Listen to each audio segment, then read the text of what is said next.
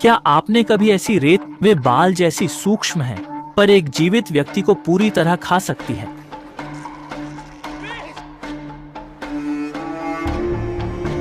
महिला रेत में फंसी, हाथ पैर निकालने की कोशिश की पर वे भी फंस गए। आदमी बचाने गया पर खुद रेत में गिरकर हिल न सका। लोग अभी भौचक्के थे, तभी दोनों की चीखें सुना। प्रेमिका चिल्लाई, प्रेमी ने सिर उठाया पर आधा चेहरा रेत में था। सब डरे हुए थे, बस देख सकते थे दोनों मित्र रेत में समा गए। कल रात यहां युवाओं की पार्टी थी, हंसी ठिठोली हो रही थी। दो आदमियों ने कहीं से मांस का गोला लाकर आग पर भूना। सुबह महिला जागी, समुद्र तट खाली था, सिर्फ कपड़े पड़े थे। तभी एक छोटा पक्षी खाना ढूंढ रहा था। अचानक कुछ ने उसे पकड़ लिया। महिला ने पक्षी को रेत में गायब होते देखा, दोस्त को चेताया। देर हो चुकी थी, सब कार में ही रहे, कोई बाहर न गया। महिला ने जानने के लिए रेत को छुआ। रेत से बाल जैसे अनगिनत तार निकले, कल्पना से परे था। ये वो राक्षस हैं जो पूरे इंसान। दाजुआंग जागा, याद नहीं कितना पिया था कल रात। वह बाल्टी से निकलने लगा। सबने राक्षसों के बारे में बताया। कई दोस्त मारे गए, सब वहीं रुके रहे, राक्षसों के जाने का इंतजार करते। समय बीता, धूप में सब प्यासे हुए, कार में खाना कम हुआ। तभी राक्षसों ने कार पर हमला कर दिया। सुंदर आदमी ने सनस्क्रीन लगाई, आनंद से मुस्कुराया, पर खतरे से अनजान था। अचानक लड़की ने कुछ देखा, एक टूटा हुआ विशाल अंडे का खोल। दाजुआंग को याद आया, क्या यही वो कल रात मिला था? सभी समझ गए, समुद्र तट का राक्षस इसी अंडे से निकला था।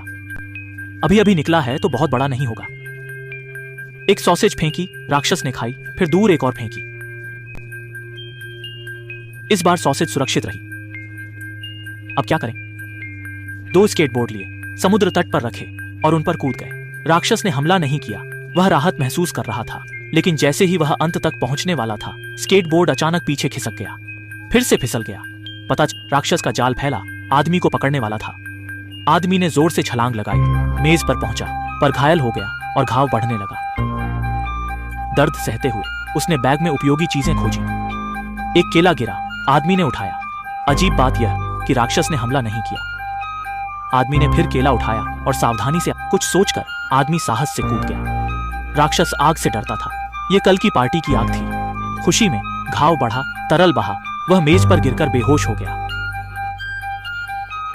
राक्षस ने धीरे धीरे स्केटबोर्ड को खींच लिया। लोग बचने के लिए ट्रंक में उपयोगी सामान खोजने लगे।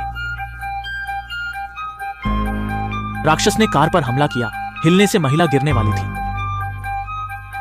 दूसरों ने उसे बचा लिया। तभी एक पुलिस कार वहां से गुजरी, गाड़ी आ गई। भीड़ ने चिल्लाकर फेरबोले को कार से न उतरने को कहा, क्योंकि यहां राक्षस था। पर फेरबोले ऐसी बकवास पर कैसे यकीन करता, वह कार से उतर गया। जब सबको लगा फेरबोले खाया जाएगा, वह बिना नुकसान के चला गया। सब अभी भी हैरान थे, क्या हो रहा था? फेरबोले लड़खड़ाकर चल रहा था। उसके चमड़े के जूतों ने उसे बचाया। बचाने आगे बढ़ा, तभी उसकी कमर की चाबी अचानक रेत पर गिर गई। वह उठाने झुका, भीड़ ने उसे रोकने पर देर हो चुकी थी।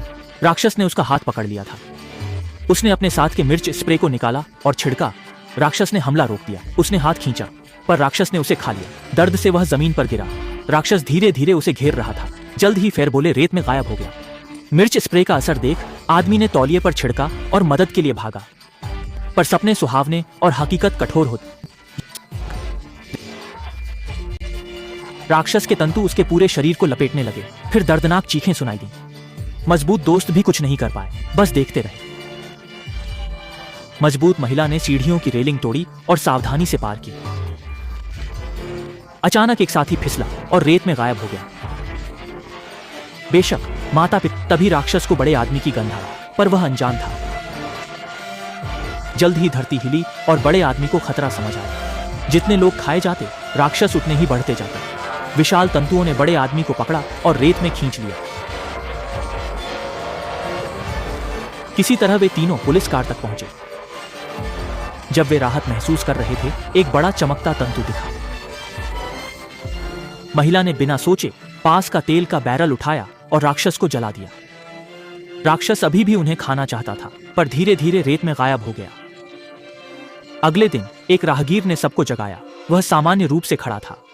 महिला ने भी उतरकर जांचा। राक्षस पूरी तरह गायब हो चुका था। इस फिल्म ने सिखाया